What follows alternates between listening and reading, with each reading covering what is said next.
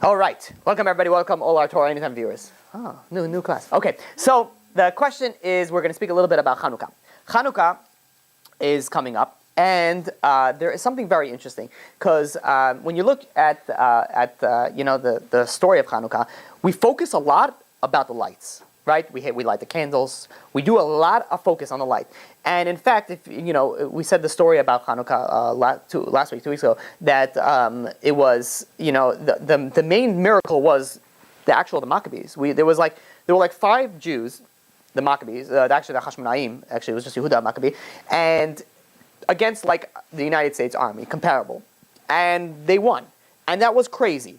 And we don't even focus about that. We just mention them a little bit over there. We focus on the lights, the laws of lights, where you put the lights, how high you light it, how low you light it, how long it's supposed to light, what type of light you do. Everything is all about the lights. And now, why do we do without the lights? Because what happened is when the Kohanim came into the Bet HaMikdash and they're looking for oil to light, they couldn't find any oil, and then they found one oil and they lit it on one day and it lasted for 8 days. And that's why kids get 8 days of presents. No, I'm kidding. So, but the idea is why do we focus so much on the light? So, and even, well, there's more questions, but we'll speak about that. Let's first look about what's so special about these lights. The first day of creation, you go back to the creation, it says that God created Vahi-O, and God created light, and He separated between night and day. That's the first day. Then you go a little bit further, and you go to the 4th day, and God created the sun and the moon. And the obvious question will be like, I have a question, Rabbi, what was the light doing? How did the sun and the moon came now? What was the light, day 1? Because it literally says day 1 is Hashem created the light. But only the sun and the moon came 4 days later. So what was the light that God created in the beginning? And the answer was, it was a different type of light. Not the light that we have it now. It was a light known as the Or HaGanuz. Or HaGanuz was like this mystical, secret light that it became, what was so special about it? First of all, let me tell you how long it lasted. It lasted until Adam HaRishon got kicked out of Gan Eden. 36 hours. So you have the 12 hours of Friday, the 24 hours of Shabbat. So you have 12 and 24 is 36, and then Adam left after Shabbat to Gan Eden. So there was 36 hours of this special light. And this special light is this light. It's like a light of, you could explain it, a light of clarity. I'll give you an idea. We're constantly living our life with uncertainties. Let's get the simplest example. I heard this. You go to a restaurant and you order a meal, and you order the meal, and the guy next to you or the girl next to you orders a meal too, and they get the meal first, and they're like, I should have ordered that. Oh my gosh, why did I order the chicken? Look at that. That steak looks amazing. And you're constantly, they say hindsight is 20/20, but you're like, you live your life constantly. Should I take this job? Should I not take this job? You're always uncertain. Should I marry this person? Oh, you're good. Should I marry this person? Should I not marry this person? You also. So, but you have all these questions. Should I buy this car? Should I not buy this? Should I take this job? Should I go to the school? Should I become this? Should I do this? Your whole life is all questions. It's all questions. And then it's questions, did I do the right thing? Did I marry the right guy? Yeah. Also. So did I put the children in the right schools? There's always questions, and there's always uncertainties that you have in your life. And there's some things like, you just don't understand why things happen also. It's like there's always uncertainties. So the Or HaGanuz is a light of clarity. Everything just makes perfect sense. Think about it like this. There's a lot of things that happen in our life, and we don't know why it happens. When we'll know why it happens? After 120, the day that we die, everything becomes clear. It'll be like, oh, you know why you got into this accident over here? You know why you didn't marry this person? You know why you did this? And everything is like, you see the big picture.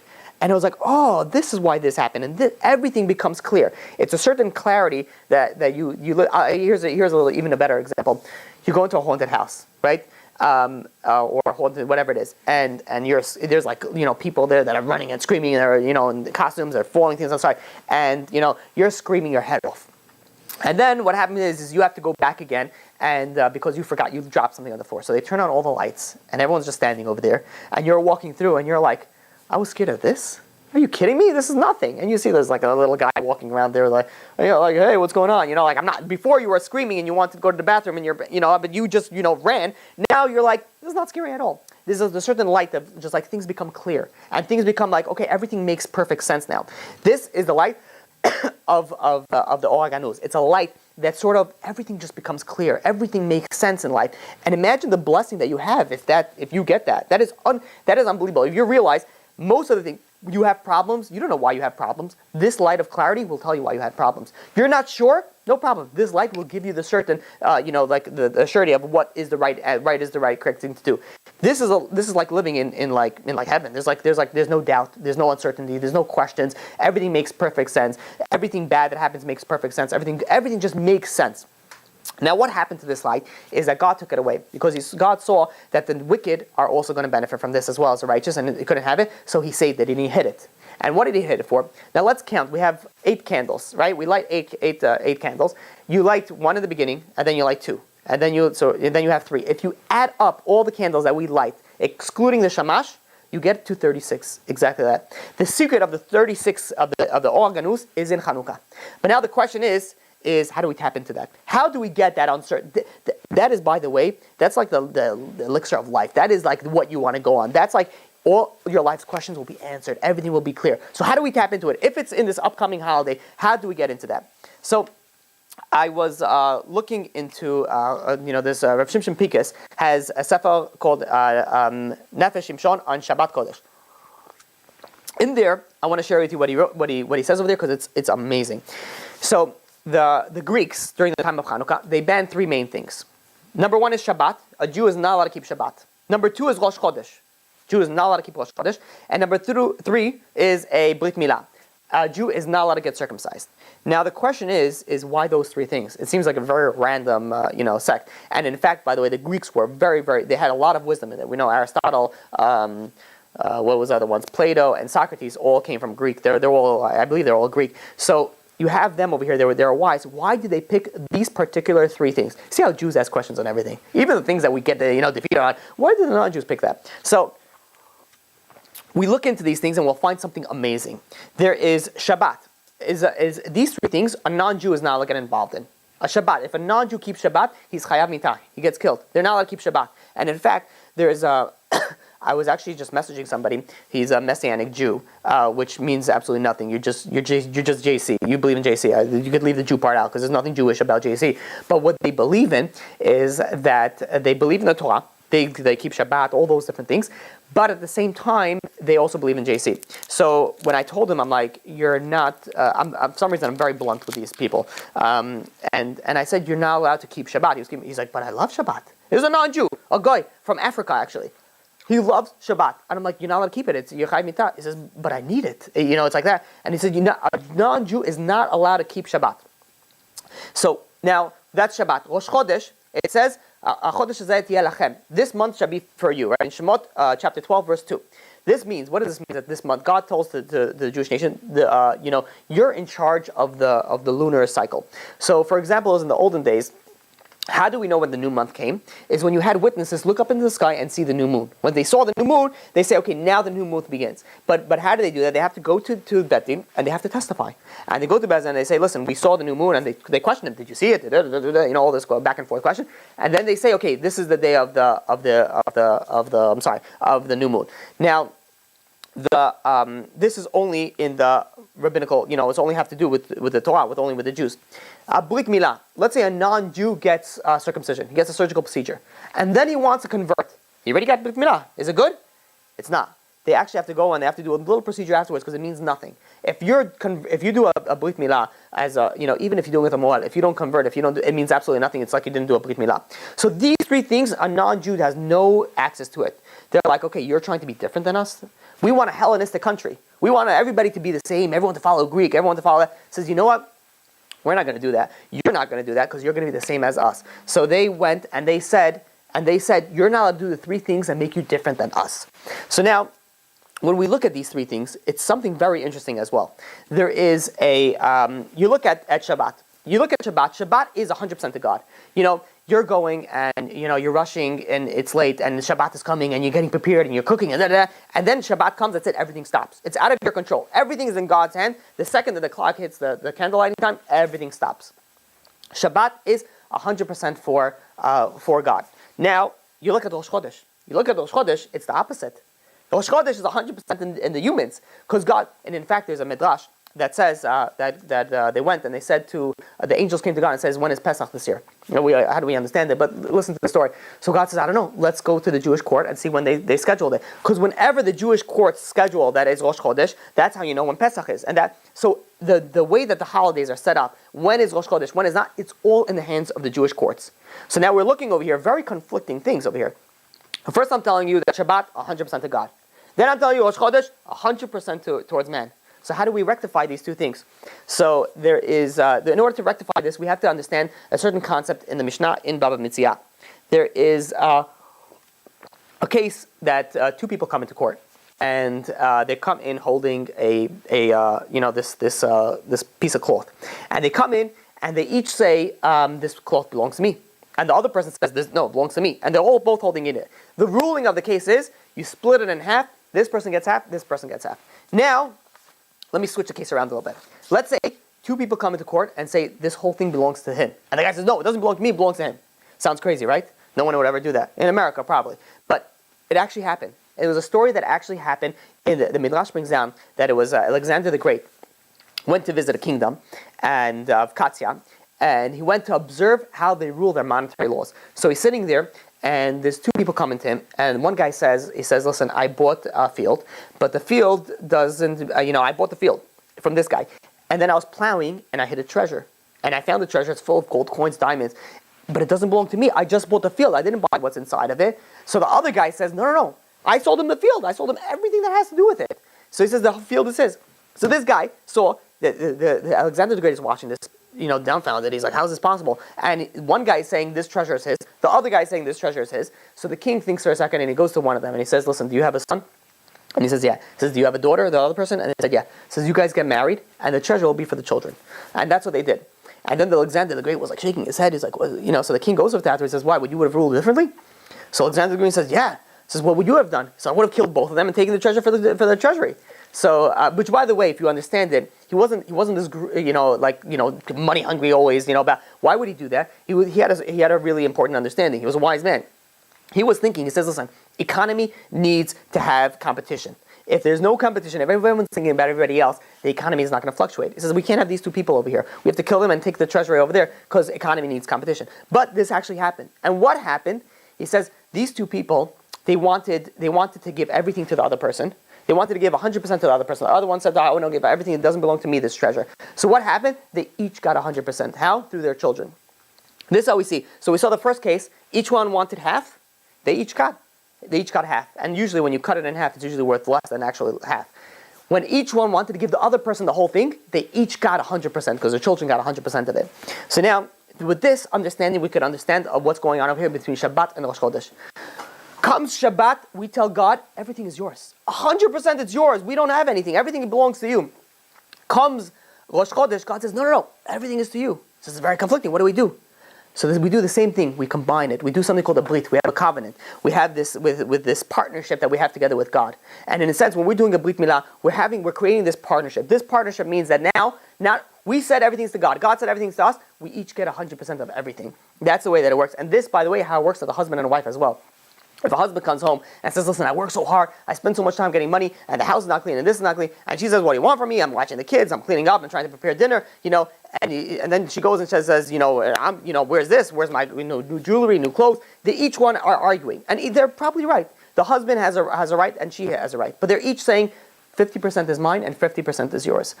I have obligations. You have to give this to me, and the wife says, I have obligations, and you have to give this to me. Each one is saying, you need to do something for me. That's not a real marriage. A real marriage is 100% for the wife, and the wife says 100% to the husband. The wife, the husband comes over to work and says, I was so successful, but only because of you, only because I have such a strong woman behind. And she's like, no, you're, and the only reason why we have such a good house and beautiful house is only because of you, because your support and your strong thing. When a family lives like that, then you get not that you don't have 50 and 50, you get 100%. And this is what God was showing us in these three things. Now how are we going to plug this into Chanukah? Listen to this is beautifully. It's a chidush, if I may say that I thought of, and I hope that it'll shed light to this. Comes Chanukah, we had a miracle that we did, and we won the miracle. But we don't publicize that. We publicize the oil. What was the whole miracle about the oil? The oil was, what happened was that we could have.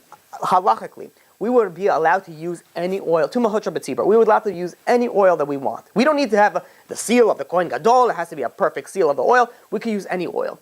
But what happened was the Kohanim, they came in there like, we've been so impure. We've been under the Hellenistic influence the whole time. We've been under, there's so many Jews turned Greek and so many, we lost so much. All we want to do for God is, I just want to give everything to you. I just want to do everything for you. I just want to be so pure. And they were looking and they said, no, we don't want any impure oil. We want something that is 100% pure. So they were looking and they were looking and they were looking until they found one. The problem was it would only last for one day.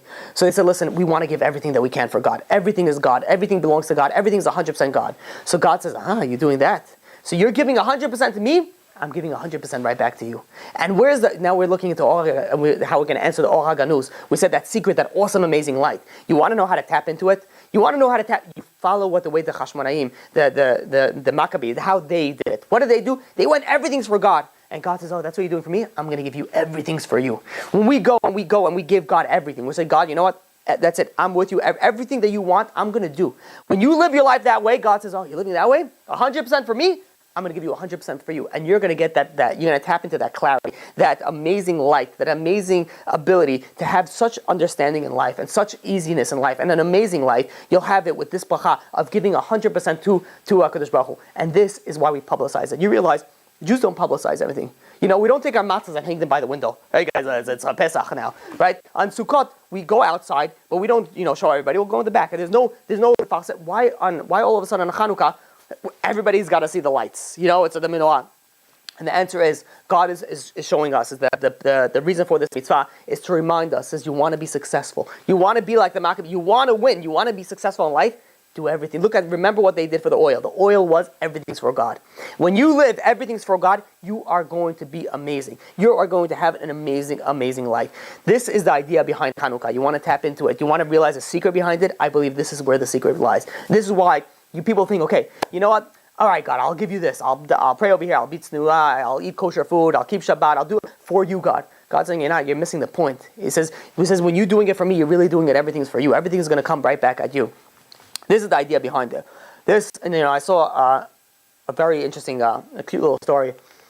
Sometimes people look for, their amazing, I don't know what you call it, like where they're going to strike the gold, where they're going to get it. So there's once a guy, this is not true, this is just, make him. There's once a guy that he goes and he starts walking, his life is terrible. Can't make panasah, can't find a shidduch, nothing's working for him. So he decides he's going to go speak to Mr. God. Mr. God is located, in the story somewhere over there, and he's going to go. So while he's walking, he meets this shriveled up tree. And, the tree talks to him and says, where are you going? He says, listen, I need certain things, I'm going to God. So the tree says, listen, can you do me a favor? He says, I'm shriveling up over here, I'm dying over here, I don't know what's going on over here. Please, can you speak to God about my tree? About me and see what I could do to help me. And he said, no problem. He walks a little more, he sees this young woman.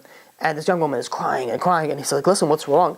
And she's like, oh, you don't understand. He says, I'm trying to get married, and I can't find it, yada, yada, yada, yada. And he says, listen, I'm going to God. I'm going to the wizard, or whatever you want to call it, and I'm going to ask him. And, if you want, I could ask for you as well. And she says, okay, fine, thank you. Then he meets, a shriveled up beer, skinny beer, and he says, the beer says, where are you going? He says, I'm going to speak to God. I have some issues. He says, listen, can you do me a favor? I'm so hungry. I haven't eaten in days. Can you go please speak to the God about, what I could do? So he says, yeah, sure, not a problem. He goes and, he goes to God, and God says, okay, from now on, when you're going to go back, your whole luck is going to change. Everything is going to change 100%. I'm going to give you a blessing. Everything's going to be better for you. He's like, really? He's like, God said, it's going to be amazing. Don't worry about it. He's like, amazing. Okay, awesome. And he says, I have 3 questions from 3 other people. And God said, no problem, here's 3 envelopes, give them the envelopes, the answers are in these questions. So he goes, fine. So he walks back, he meets up this tree, and he gives him the letter. The tree opens it up, and it reads the letter, and says, the reason why, you can't, there's no water coming to you is because there's a bunch of diamonds that's stuck in your roots. You have to dig it up, take the diamonds out, and then when the water comes to you, you'll be able to drink the thing.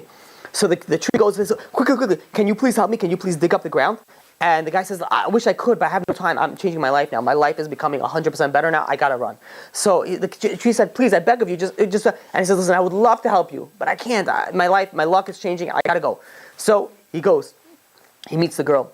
And the girl opens up the thing, and he says, you want the love of your life. If you get married to this guy, you'll have amazing children, amazing panasa. Everything will be amazing, amazing marriage. Everything will be amazing. Sign God. When you get that letter, you'd be like, she goes to him and says, listen. He says, I'm looking for someone to get married. And he's like, listen, I don't have time for your issues right now. Here's your letter. I gotta run. My life is changing. I gotta go. And he goes and he leaves her alone. She's like screaming at him, wait. He's not listening. He's running off. He says, my life is changing. I have no time. He meets with the beer. He gives the beer the letter, and the beer opens it up and reads the letter, and then he grabs the guy by the neck, and the guy's like choking, and he's like, he's like, what are you doing?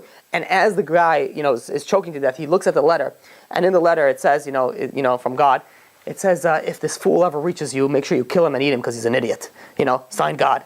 It says that this guy was a fool. He had the luck, everything was going for him, was perfect under his nose, but he didn't see it. Why didn't he see it? He didn't have the blessing to see it.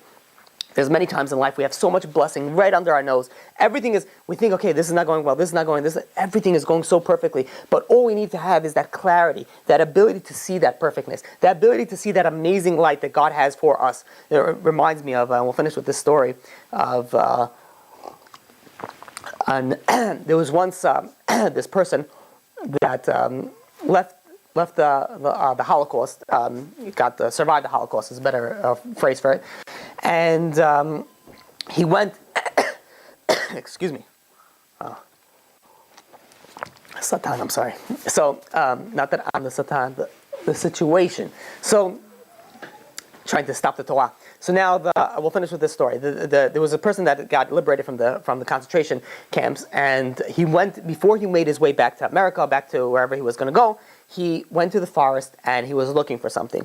In his family, heritage, they had this amazing menorah that it was hand carved by someone particular. So they went and he was looking for it for weeks. He knew that his family dug it up somewhere, but he couldn't find it. And he spent weeks and weeks until he finally found it.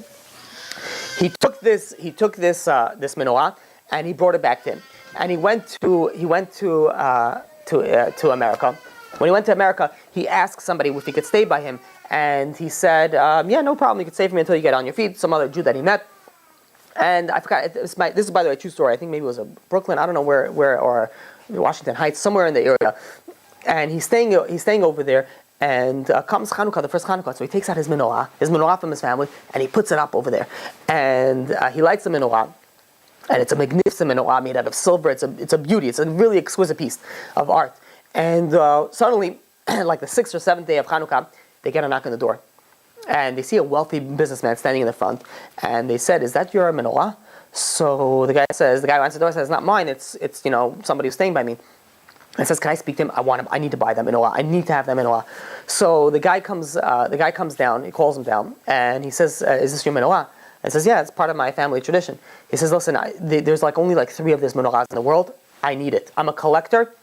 I need it." He says, "I'm willing to pay you $50,000. You're talking about in the 1950s, what $50,000 was. You're talking about like maybe $500,000 nowadays, or even $1 million that he was offering him for a menorah."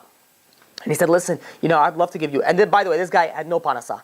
He was trying to work, couldn't find anything. He was really tempted. Should I do it? Should I not do it? I don't know. And he says, "Listen, I can't. I would love to, but this is the only remembrance I have left from my family. I went and I was looking after the Holocaust. Nobody survived, my family. This is the only remembrance that I have, and I'm begging you, I can't sell. It's not for sale." The guy said $75,000. 1950, $75,000 means a lot more than it means today. And he says, I wish I would love to. He goes up to $100,000. He says, $100,000. I'll give you $100,000. Would you sell it? And he says, "It's not for sale. I'm sorry." And the guy leaves. And meanwhile, he's like, "Did I do the right things? $100,000. Think about it today. Somebody comes over to you. You have a nice piece of hammer. They offer you $10 million. You'd be like, "You want my arm with that also?" You'd be like, "Of course, take it." But this guy was, he lost everything, and this is all he lost his entire family. So fine, he goes, and life goes on. Chanukah is over. He puts the menorah away, and time goes on. There's a few years pass, and he's still in the same place. Panasah not working well, and he lights the menorah again. And this time, again, a few days into Chanukah, there's another knock on the door, and this time it's an old woman sitting over there. And she says, "Listen," she says, I couldn't bother. This is an old Jewish woman. So "I couldn't bother. I saw this menorah. Can I take a closer look at it?" And the guy says, "Yeah, for sure." She's a nice Jewish lady. Invites him into her house, and she starts looking into it. And and she's looking at this menorah for like a few minutes. She's like investigating from all sides, and then she starts crying. And she turns around. She says, "Where did you get this from?" And she says, it's not mine, it's somebody who, lives here. And as it goes, it just so happens that this boy was walking down. As he walks down the stairs, he turns around, he sees this old woman, looking at his menorah. He's like, there we go, another situation. He goes over to, starts walking over to the woman. The woman turns around, stares at him, and all of a sudden he freezes. For a minute, he's shocked. And then he screams, "Mommy?" And she's like, "Are you?" And they went and they ran and they embraced each other. He found his mother. His mother actually survived the camps. His mother survived the camps and he couldn't find her. He said, but you know what found her? The fact that he was able to give up on keeping on something in the family, heritage that he had to keep. He was reunited with his mother again. What is it? Would you pay anything? Was it $1 million worth it? $1 billion wouldn't be enough that he would pay for that. But you look at that, that's 2020 hindsight.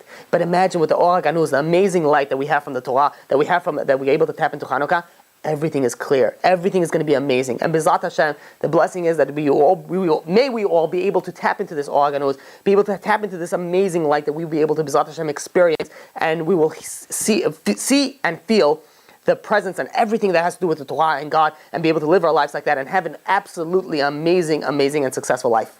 Zakabol.